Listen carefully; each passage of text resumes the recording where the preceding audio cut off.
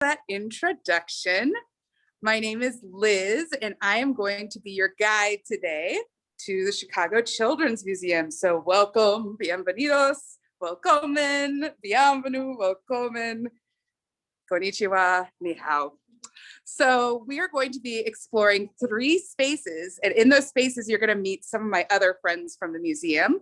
So first, we're going to play in Zoom Room. Then we're going to check out a brand new sculpture here at the museum.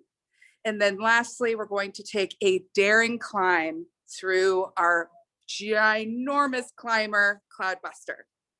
Throughout this webinar, if you ever have any questions, our friend Natalie will be in the chat to help you. So right now I'm going to change my camera around so you can explore the museum in first person. So now we are entering Zoom Room. Zoom Room started back in 2014 when a staff member here wanted to create an exhibit to explore his favorite toy from his childhood, which was Matchbox cars. So as fun as it is to just play with Matchbox cars, you're actually getting an opportunity to learn a lot about science, physical science. How does gravity impact how a car moves? How does the ramps? How does all these different other things that will happen? So to play in this area, I have enlisted my friend, Kim. Hey, hi everybody, I'm Kim. So the first track we're going to play on is this one. So with this track, what you can see is there is a gong right here. What Kim and I would like to do is have a car crash into that gong and make a loud noise. So we need to predict which of these tracks will hit that gong. If you would like to play with us today, you could also think at home. Which one of those tracks, the green one or the orange, there's the green one or orange, do you think is going to hit that gong and make a delightful loud noise? Let's see. Kim, which one do you think will hit that gong first? Liz, I think it's going to be this green track. You think it's going to be the green track? You know what? Let me take another look. Let's look at what that green track does. It goes down, it goes up, goes down again, and then whoosh. Let's take a look at that orange one. The orange one starts lower, and then it goes the same height up as that green track. And it goes down. All right. Oh, and you can see we did make it a little easier for ourselves today, because sometimes we have this challenging thingy bob here that will knock your car off the ramp. So that's the official Zoom Room name. Thingy bob. All right. So how about we give that green track a try? Let me get in a good position for us to watch that car zoom. All right, so let's count down from 3, everybody. So everybody at home too. 3, 2, 1. Oh, what happened? Okay, so as scientists, we know sometimes we have to do our experiment more than once. So let's give this a go one more time.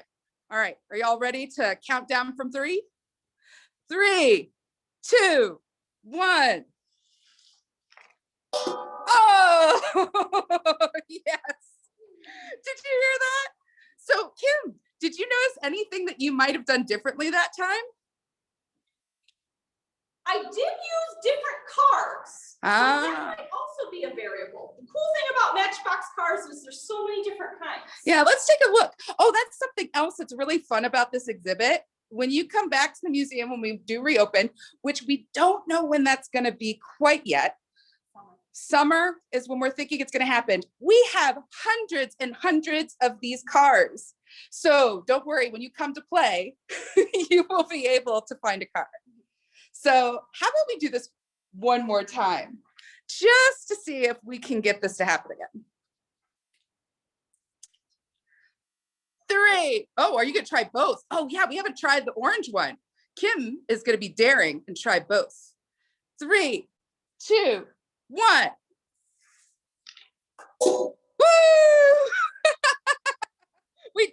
and let's see what happened with the orange track. See, I think because it started so much lower, it didn't get the acceleration that the green track got, right? That's a good reflection, Liz. Thank you. Yeah. So all of you at home too, feel free to also talk to each other about what you see happening. Why did it work? Why didn't it work? And what's also really fun is in this exhibit, just to give you the full experience, we have talking points up here on the ceiling for you. So if you're with your family and you're like, how can I ask some good questions? You can compara, ¿qué pasa si? What if? Try again. Prueba, test, right? So lots of questions you can ask. So Kim, do you think we should move on to our next track? Okay. I think we should, Liz. Let's do it. Okay, I'm really excited about this track. So before I tell you what we're gonna do, oh, and I have to introduce another one of my awesome friends. This is Alex. Alex is gonna help us with this track. Alex is also helping us today by keeping track of our time, which is very important. Okay, so let's think about, what do you think we might be doing here? So we know we have these ramps on both sides, and we're playing with Matchbox cars. Okay, what do you think we're gonna do? That's right, we're gonna crash test them, right? So if you are a car designer, if you're someone who wants to pursue that as a career, you might actually work with crashing cars. So what we want to do is not to prevent a crash. We want to figure out which track to use to cause a crash. So what is your prediction? Which track, orange or blue, do you think is going to cause a car crash? Let's take a look. So again, using physical science, you can look at the angle, how you think going up and down or straight down will impact it. Talk with your family or just think in your head. What do you think is going to happen? All right, Kim and Alex, which track do you think we should try? I think we should try the red. Want to try the red? I like it because it has this curve here, so I feel like it might go faster. Yeah, I like it. Let's give the red a try. So should we count down? 3, 2, 1. It was so close. Oh my gosh. We're so close, y'all. All right. So, but yes, let's give this another go. All right, are we ready? 3, 2, 1. Oh. See, this is funny. As the cars move, they get to different places. So where did they land on the floor after you let them go? Pretty far, right here. So right there? Yeah, and I think this is your car, Alex, over here. Oh, wow. Where's you got mine? So do we want to try the red again, or do we want to now try the blue? I think we should try the blue. Let's do it. Okay, are we ready? We're ready. 3, 2, 1. So this time they didn't go quite as far. Like they ended back in our collector. Oh, wow. This car didn't even make it off the track. Yeah, mine didn't even get off the track. All right. So again, this is a fun part of this exhibit is the practice, right? Trying again and again. This creates resilience in all of us, right? And also, if you want to pursue science, I have some scientist friends who are often very frustrated if their experiments don't go exactly as planned. So let's see. I think we should try 1 or 2 more times. What do you think, Kim? Can we change it and have 2 cars on this track and 2 cars on that track? Let's do it.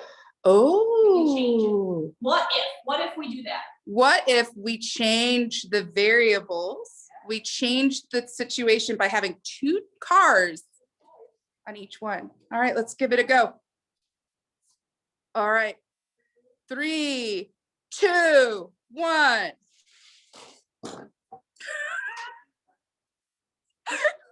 They just seem to zoom right past each other. They are zooming. They are zooming. Okay, so should we try that one more time? Let's do one more time. I think so. Okay. This is our last chance. Give us all the good vibes. All right, everybody, all of our friends at home, let's try and see if we can get these cars to crash. All right, 3, 2, 1. Oh, Kim. But we can keep trying. We could keep trying. When the museum opens, come on and show us how it's done. Yes, exactly. We could use your help.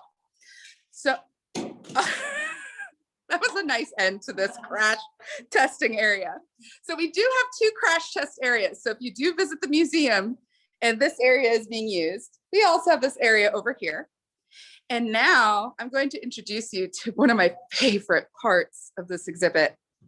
And this is really where I can imagine the designer thinking about all of the things they wish they could do to play with Matchbox cars. Look at all these tracks. Wow. So we're not going to show you all of these tracks because frankly, I think it's going to be more fun for you to come and discover how these tracks work yourselves. But I still like to give you a little glimpse. So the last thing we're going to do in Zoom Room, and then I'm going to show you a brand new sculpture, is this race right here. So you can see we have these different colored tracks and then these flags. So you can see which car wins the race by which flag moves first. So let's take a look at all these different colored tracks. I want you to predict which one you think might win the race. So again, I'll give you a view from the side as well.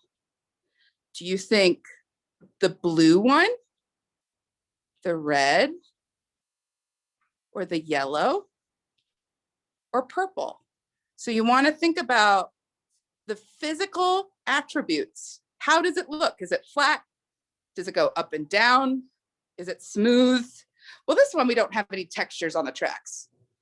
We used to have that. It's coming back. It's coming back, okay. So, whoop. All right, let me get to a place where we can see. So do you have in your head, everybody at home, which one you want to say is going to go down the track first? All right, let's count down from 3.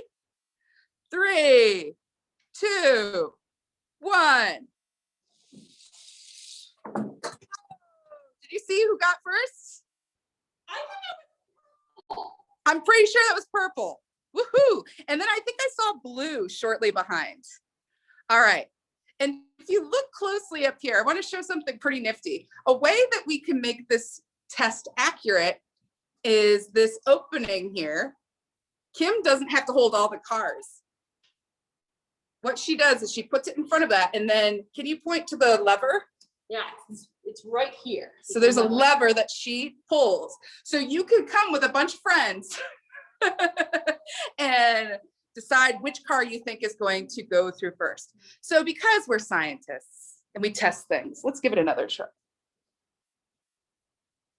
Okay. So on the countdown of 3, 3, 2, 1. Oh, that one I thought I kind of saw yellow go first. That was quite close. That was a very close one. Should we do best 2 out of 3? Yeah, let's do one more. One more. Glad we have all these cars up here. Hundreds of cars. Hundreds of cars in this exhibit. So many. All right, are we ready? All right, for the countdown of 3, 3, 2, 1. Oh, see, that seems like it was more similar to the first one. I think it was purple or yellow. Yeah, purple or yellow. Woo-wee. That was quite a lot of fun in here, don't you think? Well, thank you so much, Kim and Alex, for helping in Zoom Room. So again, when we do reopen, Zoom Room will be here for you to play in. And now I am going to show you a brand new interactive sculpture that during the pandemic moved to our museum. So here we're passing the first floor of the schooner, and do you see that there?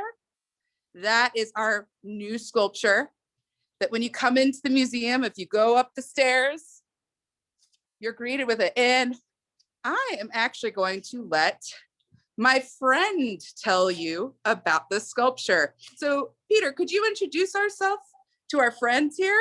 Yes, hi friends, I'm Peter. I'm the Vice President of Exhibits here at Chicago Children's Museum.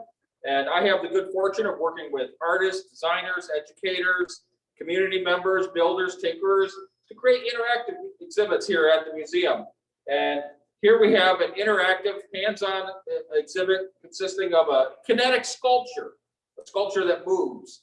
And it was built and created by Andrew Smith from Utah. Wow. In this exhibit, children, guests get to learn and play and explore physical science through these hands-on interactives. So why don't we take a look at some of these? Yeah, I was hoping that maybe you could show us 3 different kinds of simple machines. I'm sure I can. I know I can, and I maybe even more than that. Yes. Why don't we start with this? This is a wedge. Simple machines are devices that can do work and they have little or no moving parts, and they make work easier. So this is a wedge. So a wedge works by pushing, you have force that goes this way, and it separates and moves things this way. Let's take a look at one in the sculpture. Very cool. In the sculpture, you can see a wedge placed right here on this track, and our guests can interact by turning this hand crank and bringing the wedge forward. And while it does that, that front flat edge of the wedge is lifting the chain. Ooh. Do you all see how that wedge is moving through as Peter turns the wheel? That's a really big chain. It's kind of like a chain on your bicycle. Yeah. But much, much larger. Yeah, definitely looks heavier than a bike chain would be. Oh, and you can turn it both ways. And it looks like, Peter, too, there's something happening below the chain when you do that. Right. So this has a wedge in it, but it also has, there's many simple machines throughout this sculpture, and some of them working together. Here you have what's known as a screw. It's a screw, or an auger screw specifically. And some screws, such as this one, has ridges that are on the outside. And this one, the auger screw, has the ridge that goes into the shaft. So that's something that's a little different.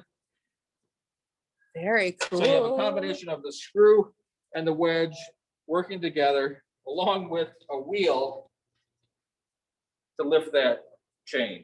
All right. And then I think, too, there was another place that you were showing me earlier about the screw. That's right. So the next thing we're going to look at is a way that guests can send billiard balls up into the sculpture. Oh, let's look for the billiard balls, everybody. Let's find those really quick. They're deep down inside there, and you can see a purple one straight across.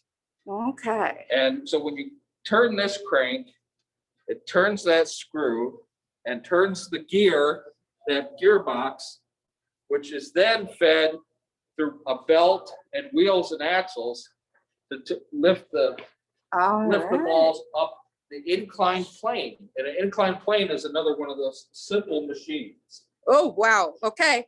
So if you can see where that, I know it's maybe hard to see, but those billiard balls, if you can see that those are moving, and then there's also, I always want to forget the name of the second machine you tell me about, the screw. So there you see the screw moving. Oh, I like the sounds it's making. And now we can watch where these billiard balls are going. Right, you can see force and motion happening. You can see inclined planes. An inclined plane is like a ramp that helps you bring things up and brings things down.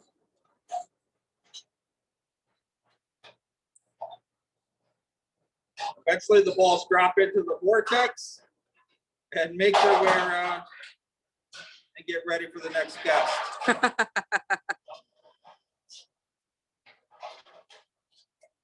Oh, wow.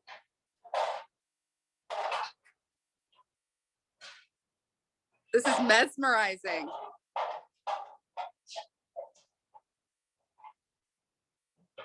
There are lots of things to look at and listen to and interact with in this kinetic sculpture. How about if we look at another one? So you have wheel and axle, but when you combine a wheel and axle with a rope, it becomes a pulley. And a pulley helps you lift something up heavy by using gravity by pulling down on the rope. When you combine pulleys, it becomes a block and tackle, and it makes the work even easier. You know, if you're trying to lift something that weighs 100 pounds and you have multiple pulleys, the amount of force is greatly reduced. Let's look at this. This one is here to lift this heavy ship's chain up and down. Let's take a look at a piece of that chain over here. Whoa, that is massive. It's quite heavy. It would be on a ship, so it's an anchor up and down. And it is. Yeah. I can tell you. Here, Get your workout just lifting that, huh? here we have the wheel, so a block and tackle, a set of pulleys, and with a little bit of force from me, I'm able to lift it straight up. Oh, that looks so much easier. That's really incredible that super heavy chain that you just lifted, now with the aid of a simple machine, the pulleys, you can lift it so much more easily. Look at that. And look how fast you're able to go too. So we've now learned about 3 simple machines, and there's more in this sculpture too, right? Than just the 3? Yeah, well, we talked about a wheel and axle in the pulleys. Here you can see a very large wheel and axle. Yes. So the wheel here that came from irrigation system out in the western states, United States, wheels lessen the amount of friction in order to move something. So this wheel's moving around. It's tied to that piece of a tricycle up there. And on this large wheel is what's known as a cam that takes circular motion and turns it into vertical motion. It's about to bump up on the wheel. Yeah, if you all look really closely, the wheel isn't perfectly smooth. See at the top, as it's coming towards us, there's that's the cam that Peter was talking about that bumps up that tricycle that, from what I understand, then moves that large billiard ball. Right, Looks so like. And that's our next simple machine after that is the lever. A lever is a length of rod or whatever, different material. Here it's this little bicycle and this piece of sculpture, and there's a fulcrum so that you have a heavier weight on the left side, longer on the right, and the bump pushes it up on the fulcrum, and you have leverage. Whew. And we're watching that ball go back and forth. So you earlier today were also telling me about your favorite part of the sculpture. Could you Yeah. share your favorite part with me? Sure, there's a lot of things I like about this. We really enjoyed working with Andrew to bring this here to our guests in Chicago. So, you know, and he has quite a collection of odd materials and pieces to use in his work. This piece I really like. It came from an old elevator. Ah, It's a big gearbox that was part of the elevator. So you can imagine the amount of work that machine could do with that large screw, the gears and sprockets that are all attached to that. And so it's quite fun to watch. Another thing that I really like about this sculpture is that Well, sculpture is art that you look at 3 dimensions. Yes. Right? You have your height, width, and depth. And you can walk around a sculpture and see it in different ways. And the placement of this sculpture is really unique because you can see it from all different sides of in the museum. Should we walk around and look at some Yeah, of that? let's take a walk. That's the beauty, I think, of these virtual tours as well, is that we are able to move. And I do want to take a moment to quickly apologize for my shaky camera skills. I am trying to hold steady, but I get so excited. It's so hard to be still. But here's another great angle. Right, here we are at the top of our stairs that comes from floor 1 to floor 2. And you can see the large wheel over top of the stair attached to that steel beam and other parts. And we can walk further around and see it from the other areas of the museum. So here, you can walk around and see it from different angles, but you can also see it from underneath as you're coming up the stairs. You can actually see it from the staircase that goes up further, so you can see it from overhead. So really, more than just all the way around, you can see it from below and see it from overhead. So that's really exciting. That is really exciting. And I also was wondering, does this sculpture have a name yet? That's a good question. Andrew did not give us a name for his sculpture, and that's okay. And we were thinking that we would love to take suggestions from our guests, from people. And so we're going to be looking at a way soon to let everybody give us some suggestions of names that we can think about and come up with a name for this exhibit and for this sculpture. So I hope that maybe you'll have some ideas and you'll be able to contribute with that. Yeah, and I just want to let our participants know today too that if you follow us on Facebook or Instagram, just look up Chicago Children's Museum. We'll definitely let you know when we're in the process of picking a name, and that's when we'll really need your help, because I think this sculpture deserves a name that matches its awesomeness. Yes. And the last thing I'll ask before we move on to our daring climb is I was wondering how long this took to put inside the museum. What was that like? Well, our friend Andrew Smith, he worked on this for many, many months. I think it was more than a year to create this for us. And we started planning for it even well before that. But then once he came here with the sculpture in different parts, we worked for 20 days straight, assembling it, making sure everything fit together right, it was tightened up well and looked good and worked well. And so, yeah, it took a long time. And then we've been doing other work with it afterwards. But yeah, we worked 20 days straight with Andrew. That's incredible. Yeah, it's been so exciting to see this new sculpture in our museum. And I cannot wait for our friends to come back to the museum so we can really see how our friends and families here play with it. I feel the same way. Oh, yes. Well, thank you so much, Peter, for sharing your knowledge and experience with us. We are now going to move on to our last exhibit. You're very welcome. Thank you. Bye-bye. All right. Wasn't that exciting? It's so cool to see how things get built and added into the museum. We are now reaching our final experience together, Cloudbuster. So my friend Kim is going to tell us more about it. First, we have to find her. So I know she told me she would be inside the sculpture. So let's look, the climber. So let's look around and see if we spot her. Does anybody see our friend Kim? Oh, I hear Kim. Oh, there she is. Hey, Kim. Hi, Liz. Yeah, there's a lot going on with this sculpture. Wow. It's a climbable sculpture. That's true. That's true. Well, you know what, Kim? I am actually going to turn this over to you so you can tell us more about it.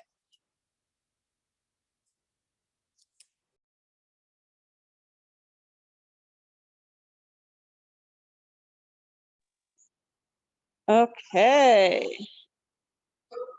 Whoop, hold on a second, guys. It's getting all blurry.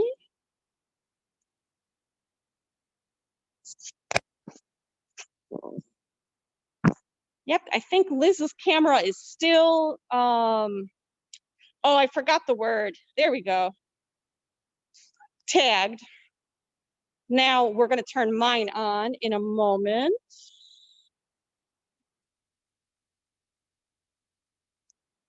Okay. There we go. Oh, keep going back and forth. Okay, friends. So I want to show everybody Cloudbuster, and you probably noticed that Liz and I kept saying sculpture, climber, sculpture, climber. And yeah, it's both.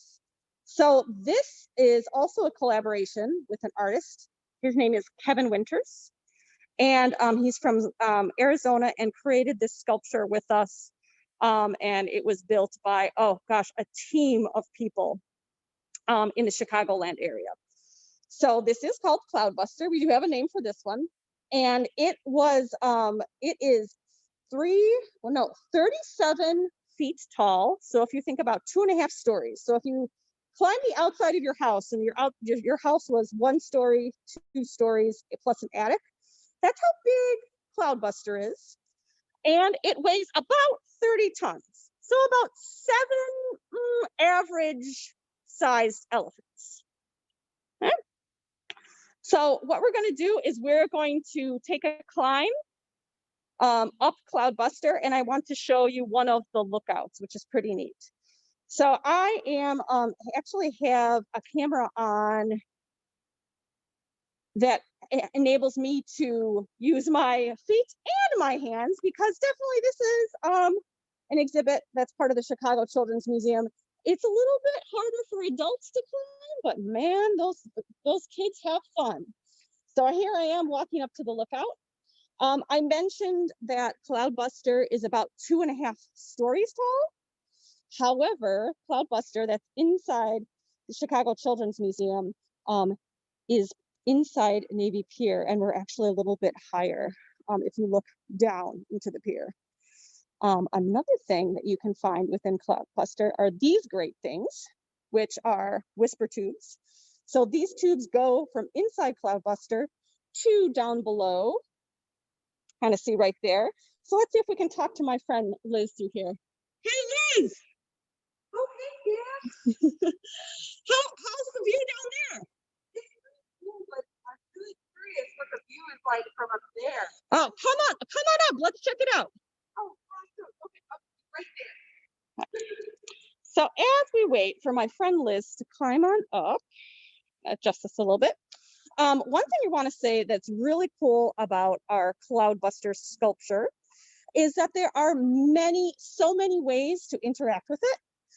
There are many different ways to get up. There's many ways to climb around.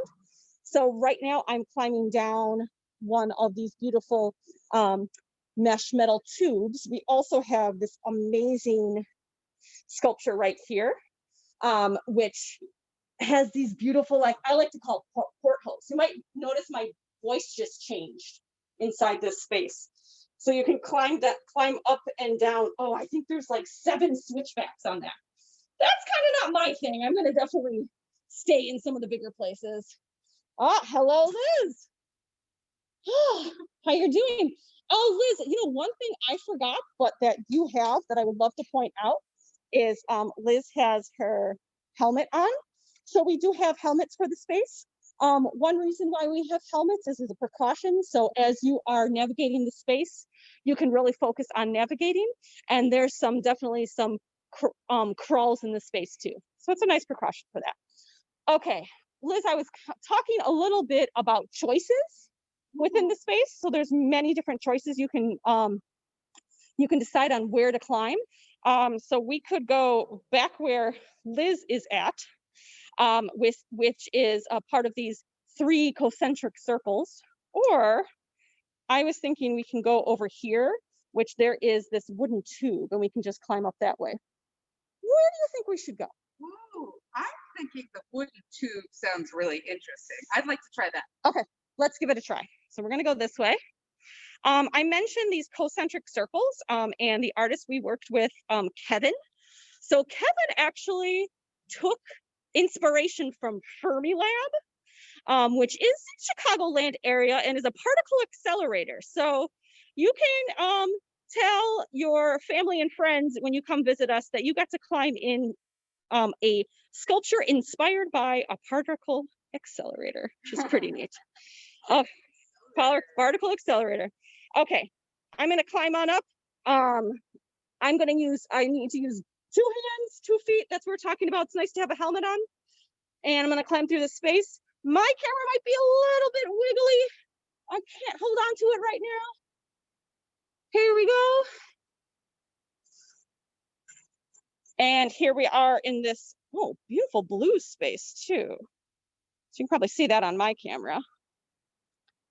Come back up over here. There you go.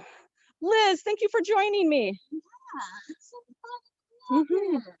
So another really neat thing about Cloudbuster, yes, climbing is amazing, but there's lots of little, what we like to call surprises or gems in the space.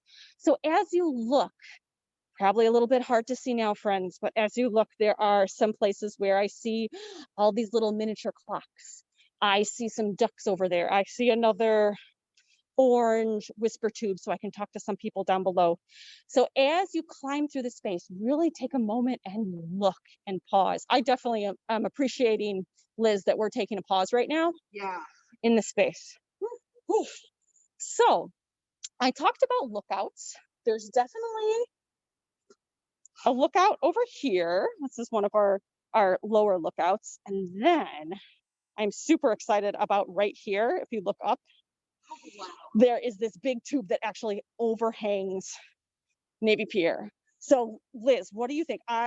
Would you like to come up here with me, or what do you think? What are you gonna do? Thank you, Kim, for asking me, because the route that you're about to take tends to be a little bit more scary. And, I think today I might opt for the less high up one. So I think I'm going to take the other route. Okay, so Liz is gonna go another route. I am going to try this route, and that's what we're talking about with choices. So Liz has her choice, I have my choice.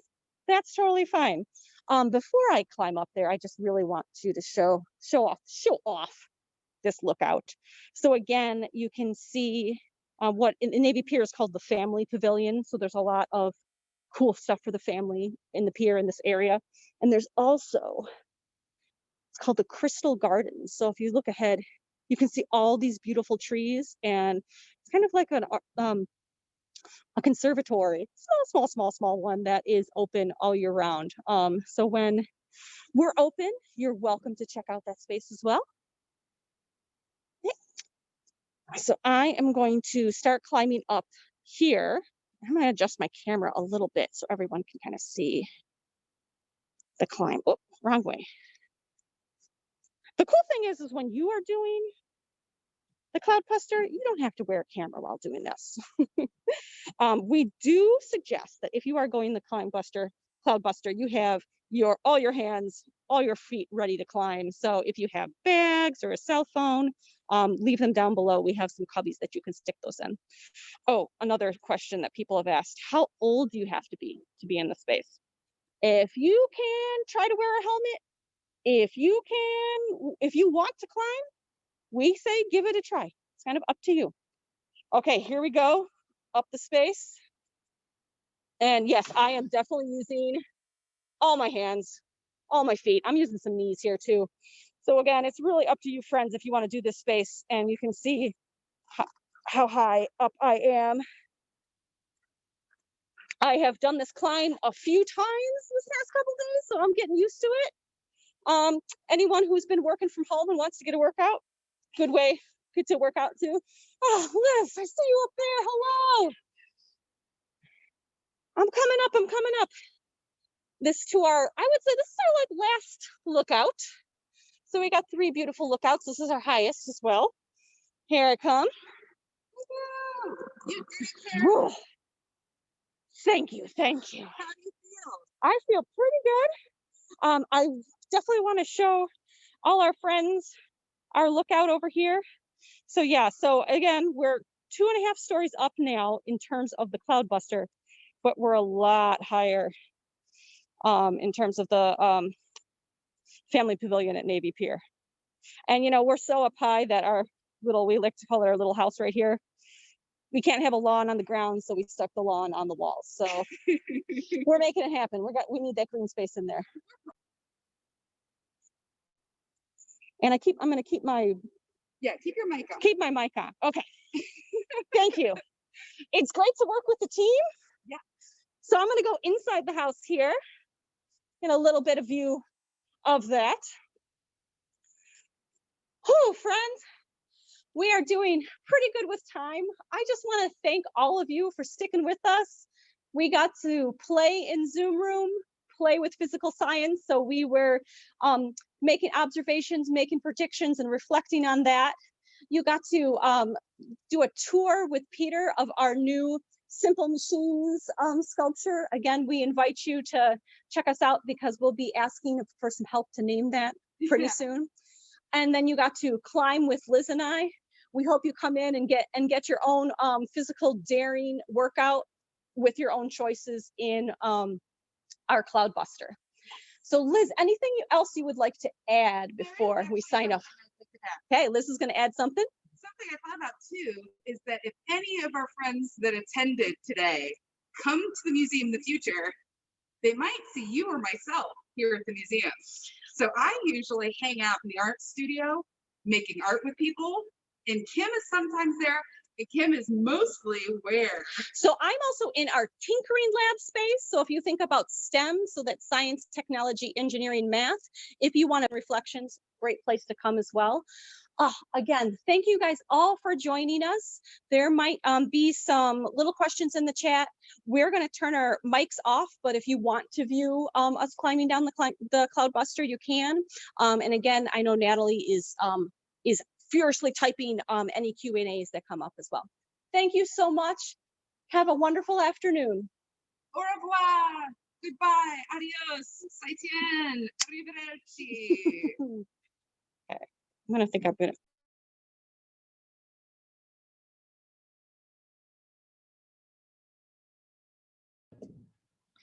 Okay, well, thank you to our new friends at the Chicago Children's Museum, who so graciously took us through that tour today. I'm watching her kind of slide down and it's making me kind of dizzy. Thank you guys also for hanging out with us today. They did a great job with their camera work. COVID has brought plenty of new challenges for all of us, and I think they did a great job with what we have bringing us through the museum, and I'm really excited to go and visit when they reopen, hopefully this summer. If you guys have questions and you're still hanging around, feel free to put them in the Q&A. We have a few more minutes that will stick around and answer those for you. Let's see.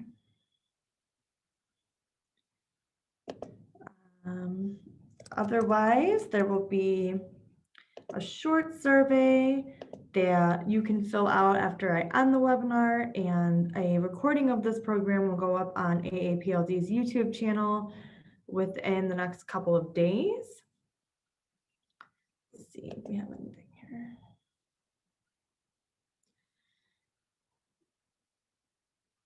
Okay. So if any of our CCM staff are listening, so I think lots of people probably want to know what else the museum offers. Can you guys talk a little bit about the different areas that you guys have there?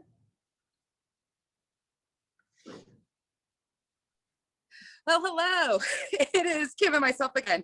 So the museum and Zoom room, we have Play It Safe, a fire play safety area. We have a giant fire engine. It's super fun. Then we also have, oh gosh, Skyline, where you can build skyscrapers. And then maybe you can tell, I'm a little breathless. Oh, it's facing the other way, so it was all right. Oh, I'm taking things out of Liz's hands. So we have Skyline Exhibit. We have our have those really littles, like 5 and under. That's a great place to bring them. So we do have, so we mentioned 3 exhibits out of over 10 that we have at the museum. So this was just like a small sneak peek. And we have a whole other floor. So we were only on 1 floor today and not even the whole floor.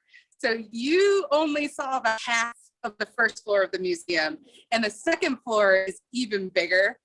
So Treehouse Trails, which is, I like to say it's like a little kid version of a camping night out. Yes. With a little cabin as well. I like camping, I'm not a camping. And then we have Kids Town, probably understand what that is. So it's me, grocery store, ride the CTA bus, be a bus driver, do a car wash. So there's many things to do in that Kids Town space as well. Yeah. Beautiful question. Thank you for Great question. I asked that question. Thank you, guys. Okay. So at this time, we're going to wrap things up. Again, thank you so much for attending today's program. I want to remind you guys that cultural institutions like the Chicago Children's Museum and all of the others that we've visited on our virtual tour series are made possible by the support of their communities. So please keep that in mind. Visit them online for updates on when they'll be reopening, and I'm sure that they have plenty of information on the different exhibits that they house online as well for you guys to check out. All right. Well, thank you guys all for attending. Thank you again to the staff at Chicago Children's Museum. I think everybody had a lot of fun, as did I, and I hope to see you all again soon. Everybody have a good day.